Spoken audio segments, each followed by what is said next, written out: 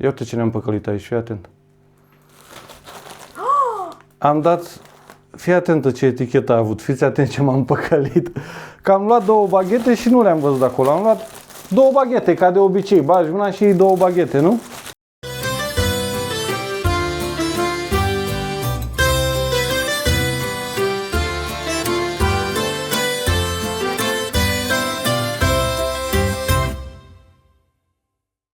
Salutare și bine ați venit la un nou vlog. De o perioadă de vreme am tot văzut prin mediul online, fie YouTube, fie TikTok, fie Facebook, că se poartă chestia asta să arăți cheltuielile și cât mai costă viața prin fiecare țară pe unde trăiește fiecare. Și mai ales din România am văzut că sunt controverse cu impozitele, cât au crescut la mașini, la case, terenuri, cât mai sunt prețurile prin magazine și m-am gândit să mai fac și eu un video de genul, că poate prinde și la noi, de ce nu?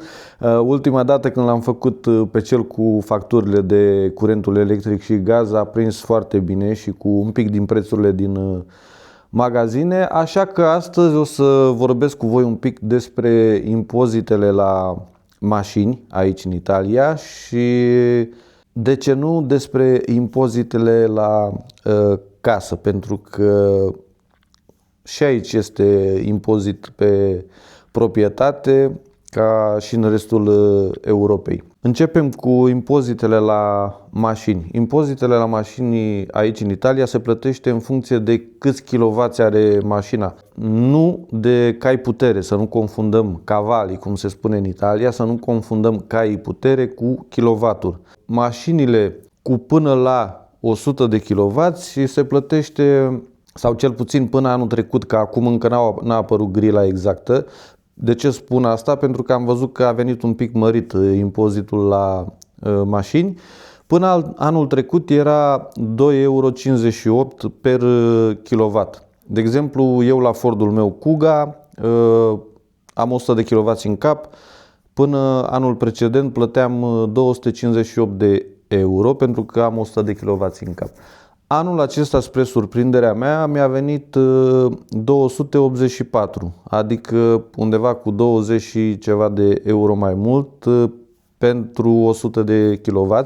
Chiar o să mergem să îl plătim, pentru că avea scadența la 2/2/2026. Astăzi, când filmez eu, sunt câteva zile mai târziu și am uitat să îl plătesc și acum o să trebuiască să plătesc, chiar dacă nu-mi convine, că este o sumă destul de măricică, dar asta e, că să circul cu mașina ești constrâns de împrejurări și atunci nu ai încotro. Mai departe, mașinile ce depășesc 100 de kW vor fi taxate ca și impozit per kilowatt cu 3,87 euro.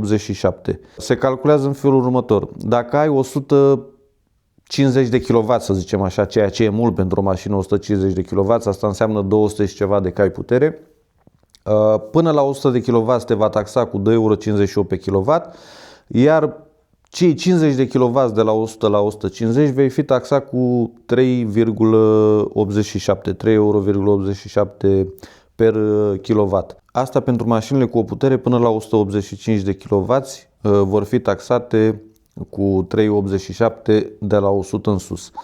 Ce depășește de la 185 de kW va intra la superbolo, adică o taxă, un impozit imens și va fi taxat cu 20 de euro în plus pentru fiecare kilowatt depășit peste 185. Adică dacă ai 200 de kW, să zicem așa, ca și putere, cei 15 de la 185 care îi vei plăti cu 3,85 euro, cei 15 vor fi taxați cu 20 de euro, atenție, 20 de euro per kilowatt.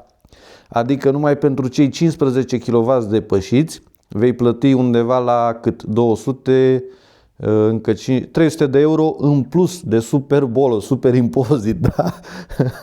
Pentru 15 kW depășiți. Bineînțeles că acolo intră persoanele care au foarte mulți bani, care își permit mașini așa puternice, nu noi oamenii de rând. La cealaltă mașină, mașina Alinei, avem 74 de kW, se încadrează la cei 2,58 cei vechi până la sfârșitul lui 2025, pentru că ala liniei scade undeva în luna august și nu știu cât va fi noua taxă, pentru că încă nu am văzut noua grilă de taxare, și era undeva la 190 de euro, 191 mai exact, pe an, iar mașina mea, cum am spus, are 100 de kW, per 2,58 €, 258 de euro. Pasul 2, trecem la case. Vreau să vă spun, și pentru cei care nu știți, este o noutate, poate, pentru prima proprietate în Italia, prima casă, nu se plătește impozit toată viața. Și nu este valabil doar pentru familiile proaspăt căsătorite sau pentru tinerii până în 30 de ani sau 30, nu. Aici îți cumperi o casă, o proprietate, fiind prima pe numele tău, și nu plătești impozit toată viața. E scutit, așa este legea de la stat. Se plătește impozit pe casă abia de la a doua casă în sus. De exemplu, cum suntem noi aici în apartamentul care știți, prima casă care am cumpărat-o, nu plătim impozit toată viața pe acest apartament. În schimb, pentru a doua casă, casa de la curte, plătim impozit pe an și acesta se calculează în funcție de valoarea cadastrală și în funcție de taxa fiecărei comune, respectiv provincie, regiune, mai exact județ, a fiecarei zone. Diferă foarte mult, cum am spus, de valoarea cadastrală. Impozitele pentru a doua casă, să știți că oricum sunt destul de mari. Pe cât suntem de norocoși că la prima casă, la apartament, nu plătim niciun impozit toată viața, la casa de la curte avem o sumă frumușică de plătit pe an, și asta pentru că casa nu are o valoare cadastrală atât de mare, adică nu este o casă cu o valoare de sute de mii de euro, pentru că atunci impozitul pe acea casă ar fi de ordinul miilor de euro și noi nu ne-am permite așa ceva. Tocmai de aceea am ales și o casă cât de cât la un preț accesibil pentru noi, ceea ce ne-am permis, și doi la mână să nu plătim, pentru că știam că o să urmeze să plătim impozit, să nu plătim impozit foarte mare anual. Așa că am ales o casă într-o zonă cât de cât ok și cu o marjă de taxare a primăriei pentru impozit cât de cât ok. Pentru că mai văzusem case de-a lungul timpului cât am căutat noi case și la o distanță de 30 de kilometri de casa unde am cumpărat-o diferea, adică aceeași, să zicem, aceeași valoare cadastrală, era mai mult cu un 20-30% impozitul anual. Așa că trebuie să fiți atenți la mai multe criterii când cumpărați o a doua casă aici în Italia. Dar oricum, noi suntem ok, e o sumă destul de măricică. Asta o să vă dezvălui în primul comentariu al acestui vlog, dacă acest vlog va atinge 1000 de like-uri. Hai că nu cer mult, se poate pune și voi un like acolo, că nu e ceva ieșit din comun. Așa că prețul impozitului la cea de-a doua casă din Italia, a noastră, o să vi-l las în primul comentariu, dar când se va împlini 1000 de like-uri la acest video. Una peste alta, aici ai beneficii pentru prima casă, că măcar nu plătești impozit toată viața. Sunt impozitele măricele la mașini. La a doua casă, v-am spus, diferă foarte mult în funcție de prețul casei și de taxele fiecarei primării, dar pentru cine își cumpără doar o singură casă, eu zic că e destul de convenabil să nu plătești impozit toată viața. Pune și tu un like, abonează-te la canal, că ne ajută foarte mult dacă noi vedem că oamenii sunt interesați de ceea ce facem noi aici și primim apreciere, adică mai exact like-uri, ne lăsați un comentariu și vedem că numărul abonaților crește. Asta înseamnă că nu facem ceea ce facem aici pe canal în zadar. Mulțumim! Cred că am fost un pic cam prea serios la începutul vlogului și nu e bine. Voi ce ziceți? Am exagerat sau nu?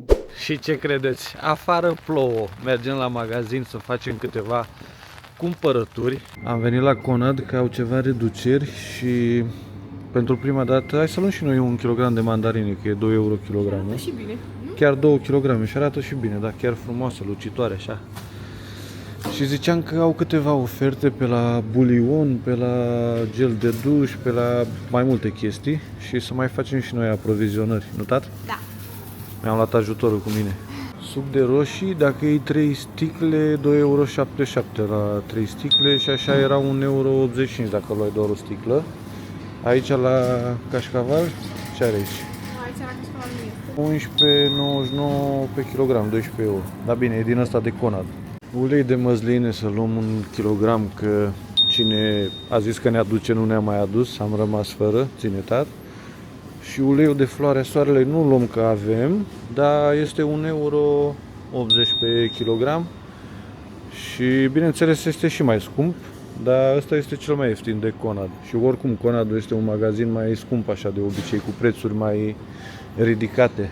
Apa este în ofertă, Levissima la 1,5 litri, normal era 59 de cenți sticla, dacă iei 3 e 85 de cenți 3 sticle. Adică un bax 1,76 € de cenți. E bună oferta la apă. Gata, am scăpat repede.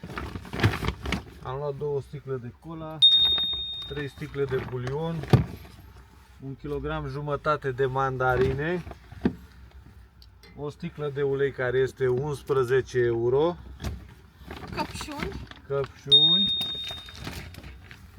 și ce credeți? 29 de euro, adică s-a dus repede 150 de lei așa pe 3 lucrușoare.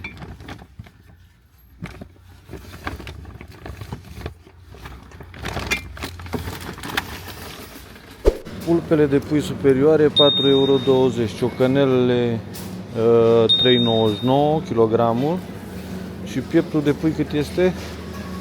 9 euro pieptul de pui și după care astea făcute așa fripturi 9,90 €, dar mai bine iei întreg și ți-l feliezi tu, dai mai puțin pe kilogram. Dar arată bine puiul, să știi. Biscuit să mai luăm, tati, pentru cheesecake-ul făcut din iaurt. Da. Eu nu prea mai mănânc acum în ultima vreme. Păi a intrat iar în dietă, 1,70 € un pachet din ăsta, luăm 2. Mai ia încă unul, ia 3 să fie, că nu stă să le căutăm toată ziua, bună ziua. Deci mă tot uitam pe la raionul de pizza congelată, 4,55 €, 5,60 €, o pizza congelată. Cine ar da banii pe o pizza congelată? Când la pizzerie, direct, făcut atunci proaspăt, e 6 euro o margherita. Deci nu înțeleg cine ar fi nebunul să dea aproape 6 euro pe o pizza congelată. Și nu vă gândiți că e dublă, e mult mai mică decât aia de la pizzerie. Și aia de la pizzerie, cum am zis, e proaspătă. Și e 6 euro sau 6,50 €. Mi se pare mie sau s-a mutat clima din Anglia în Italia? Că de la un timp de vreme ne-au zăpăcit ploile. Gata, am terminat și cu Galasia, am mai luat și de aici câteva chestii. Un suc, o bere, vi le arătăm acasă că plouă, e dezastru. Și ți-e frig, nu? Frig nu prea, dar mă deranjează așa că mă udă. E rece, da. Greu să urci cu bagaje până la etajul 2, e dezastru. Ce n-ați văzut voi prin magazin? Am luat o înghețată, am căutat pe la congelate pe acolo, pe la înghețată, ceva cu să imite casata siciliană. Și n-am găsit decât asta așa, care are zepola, canolo siciliano și cafe leceze. Cafe de lece. Cafea de lece. Așa, biscuiții ați văzut. Am mai luat 2 sticle din asta așa de aranciată din asta, la ciob. O sticlă din asta de vin dulce, spumant. Vreau să văd dacă se apropie de Venus, cel care îl beau eu de obicei. Un pachet de unt. Hai un pic, mă dau mai așa. O sticlă de lapte și una așa. Acum vedem care e mai bun pentru cappuccino, că Alina nu vrea să mai bea cafea la capsule și vrea să își facă cappuccino din cafea reală și lapte, că alea, capsulele alea, numai cafea nu sunt în ele. Am mai luat așa 2 borcane de miere la jumătate de kilogram unul, era în ofertă. Și ce mai avem aici? Am luat Corona, că era 97 de cenți sticla și asta era în ofertă de la 1,32. Ia uite ce ne-am păcălit aici, fii atent. Am dat, fii atentă ce etichetă a avut, fiți atent ce m-am păcălit. că am luat 2 baghete și nu le-am văzut acolo. Am luat 2 baghete, ca de obicei. Bagi una și iei 2 baghete, nu? Hai să vă arăt. 45 de cenți o baghetă. Pane baghet. Bun. Și aici pizzetta pala margherita. 2,50 €. Uite ce etichetă au pus la baghetă. Fii atent. M-au păcălit cu o pâine, am dat 2,50 € pe o baghetă. Acum ar fi trebuit să merg să le dau cu ea în cap, nu? Așa, o pungă din asta era 3,30 € din astea legume făcute cu cum ar fi pane, așa. Și de când le bagi la air fryer un pic și merge ca și garnitură la ceva.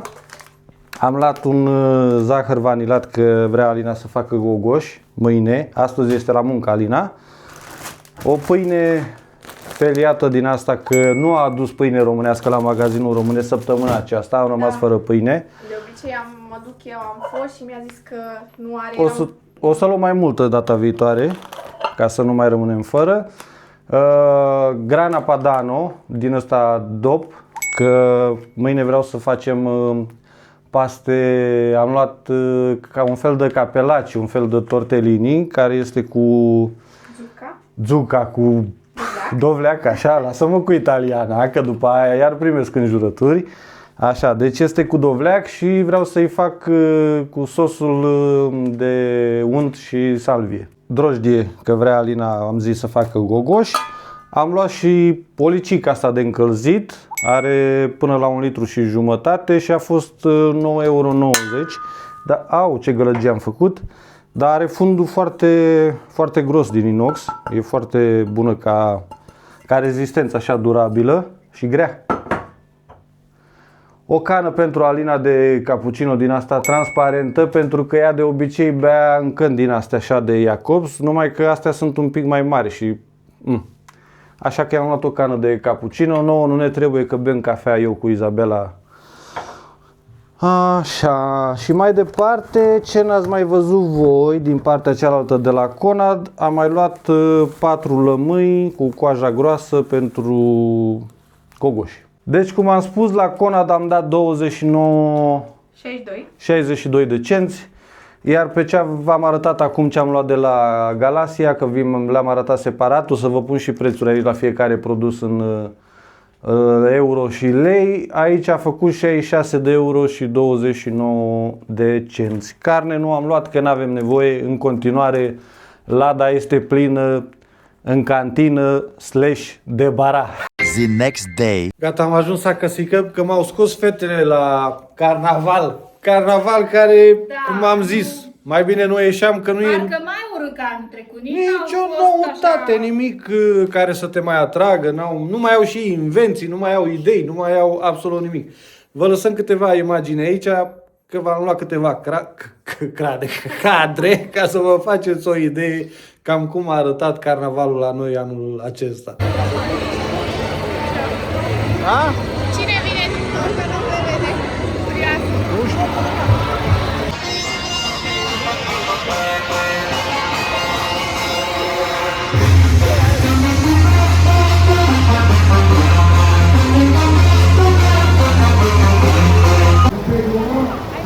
Quindi stava aggruppato non solo senza professionali e poi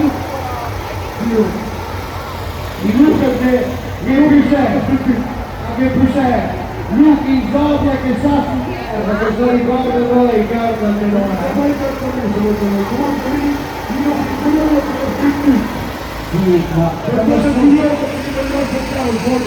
ma ascoltare, ogni stanza carga ma colomba da spedere che prima piuma, non può non è che la colomba lì, Prende un po' prima.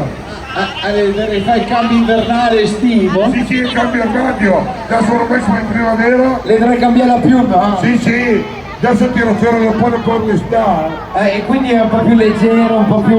No, che sei costumere. Ah, che pena, linguine. Dammi tanga. Dammi costiche. Fai un primo piano alla donata che... Sì, ma quanto che mi dici poi la stranaria. L'ho sentito molto... È abbastanza tenero come obiettivo. Ma che si può dire? non capisco. Una giornata le arrivare. Come ti dico una giornata? No, al massimo, è qua vestivai al massimo.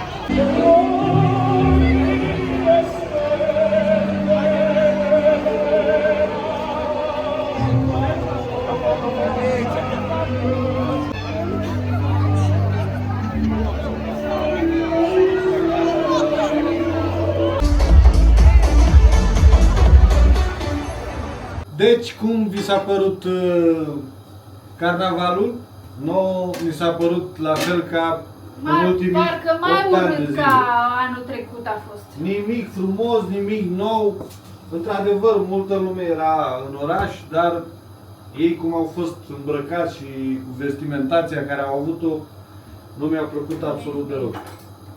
Ne pregătim să facem paste, avem sunt tortelli, dar normal eu căutam niște capelaci sau capeleti Da. cu dovleac, dar n-am găsit și am găsit așa tortelli cu dovleac și vrem să facem un sos de unt cu salvie.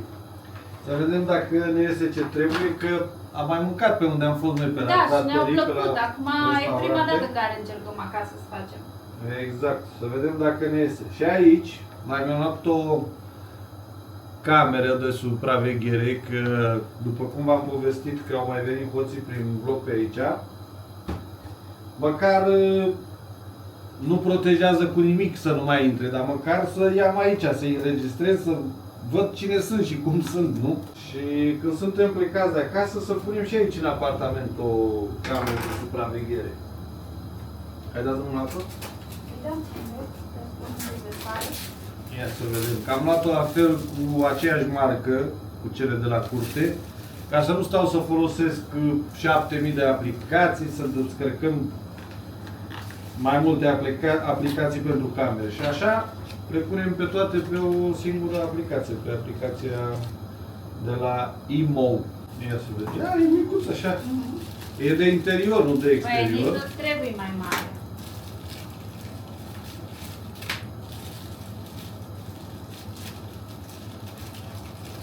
Mamă, dar Ortens aici zici că...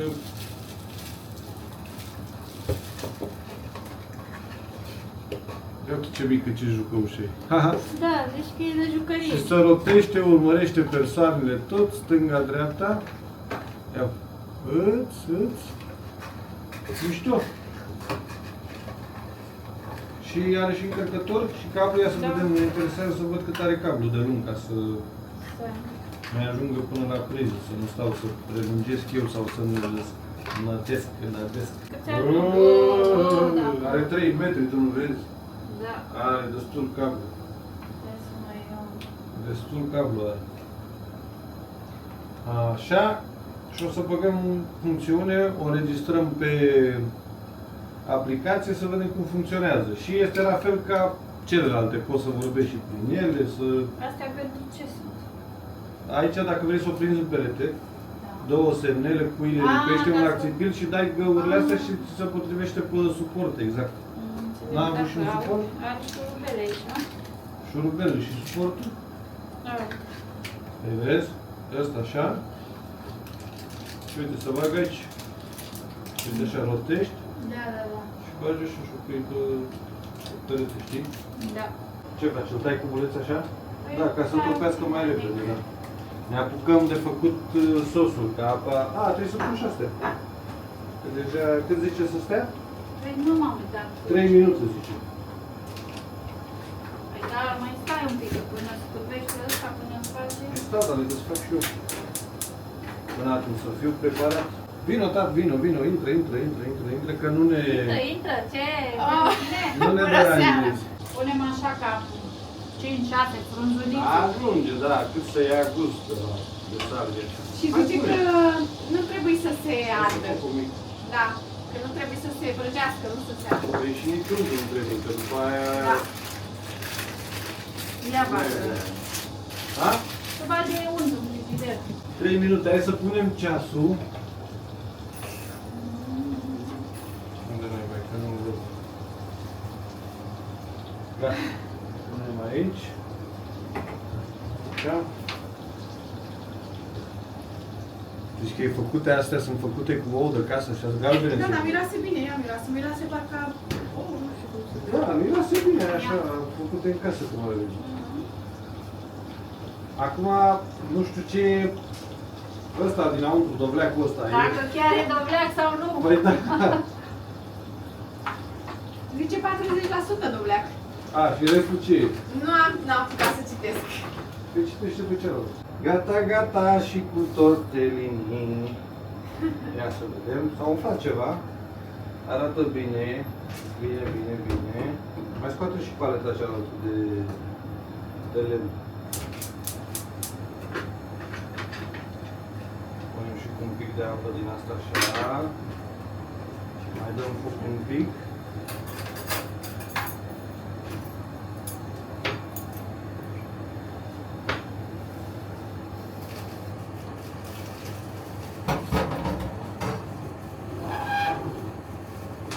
Ia să vedem ce este aici. Nu iese niciodată ca la restaurant, că n-ai avem noi talentul ăsta. Dar să știi că este, să vede un Da, pic arată de... bine. Nu? Da. Zic eu, dar uite, ușor, ușor începe să prindă forma și culoarea. Forma o are, de fapt, culoarea. Chiar arată bine. Acum le mai lăsăm un pic să se mai îngroașe untul ăla, să le absoarbă bine. Dăm un pic mai tare focul. Și gata, ați pregătit farfurii, furculițe, tot ce trebuie, de la parmegianu, mamegianu, tatelano, de ăsta, ce mai punem. Iar, Asta e pecorino, vrei pecorino sau vrei ăla? Mă, cum poți să bei din aia așa crudă? Ce Ce-o gust fi are? vreau? Ia, pus să gust? E prea grasă. Atunci nu vreau să gust. E prea grasă. Atunci nu vreau. Oricum o aruncă, nu mai am ce să fac, că n-am la ce să o folosesc. Hai că scot și pe ăsta. Păi da, odată desfăcută, dacă nu folosești toată, la revedere, că n-ai ce să mai... Ce să-i mai Miroase și faci. bine. Era chiar bine miroase. Sper să fie bun, că eu nu știu ce să zic cu zuca, adică cu dovleac. Nu știu, nu prea îmi place. Da, nu ne Da, place. ea nu prea mănâncă, de câte ori fac plăcintă cu dovleac, ea mănâncă. A? Arată bine. Arată Vedem bine. Vă Și spunem miroase. imediat dacă are gustul care trebuie sau nu. La interior chiar că arată piurea așa. Zici, așa, da? zici că e că arată bine?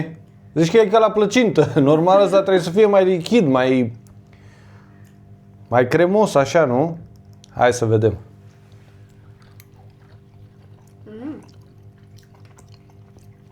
Nu e rău. E gustos, doar că e așa. Dar parcă e e prea dulce gros. pentru mine.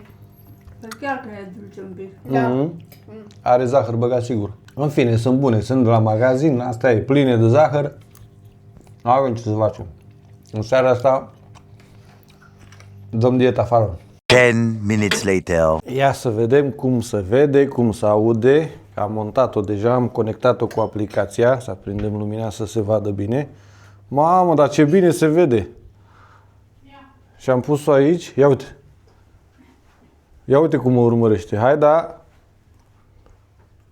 Vezi? Da. Are senzor de mișcare și se vine vede după foarte- tine. Se vede clar. Vede clar, da, Uite ce bine ne vedem, vezi? Ia să ne dăm în partea asta. Ia uite cum vine după noi, vezi? Pac. Bine, are întârziere de o secundă, de jumătate de secundă, dar te urmărește. Sunt curios să vedem cum se aude și sunetul. Să vede, dacă sunt așa, ia. Atât până aici să mă văd. Sunt curios să vedem cum se aude sunetul, știi? Cum se aude. Oricum, e de supraveghere. O să o punem când suntem plecați de acasă. Stai că sunt prea aproape de ea și nu mai mă văd. Nu o să o ținem toată ziua, bună ziua, așa. Când plecăm, o activăm din aplicație, că avem toți aplicații pe telefon și la revedere.